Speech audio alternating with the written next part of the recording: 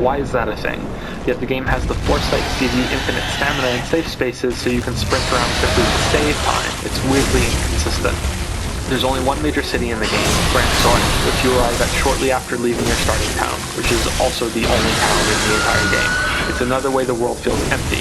It's another way that the game world feels like a floor match for the gameplay. To sum it all up, the endgame and Dark Arisen extension ended up being the best parts of my time with Dragon's Dogma.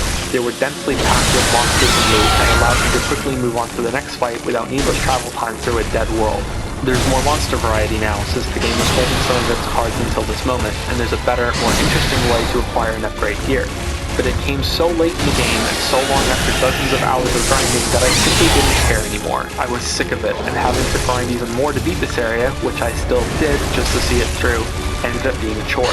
Dark Arisen is based on an island, and there are huge coliseum rooms that spawn a random set of large monsters for you to fight each time you enter, so you can go in, fight, and then leave and immediately re-enter within seconds to fight a different set. It could be a group of Cyclops, or a Hydra, or a Drake, or almost anything really.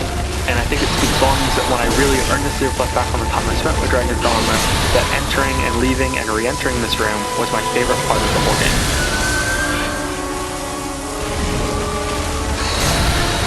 Before a final section on gameplay, let's look briefly at the story. Like almost everything in Dragon's Dogma, the narrative here is confusing in how it's trying to be multiple things at once. In general, I'm surprised that some fairly accomplished developers at Capcom worked on this game. Ones that did Resident Evil, Devil May Cry, and Breath of Fire, because it feels like a too ambitious attempt by a group of first-timers.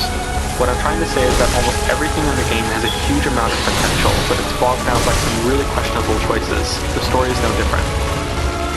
So we start out with a dragon attacking a town for seemingly no reason. And what kind of opening is that, right? Who would ever write a story that begins like that? Certainly not me.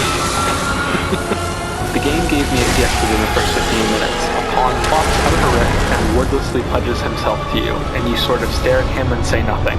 Then you awkwardly cut to another person who saw the exchange, who then comments on how you just spoke to the pawn and explains how people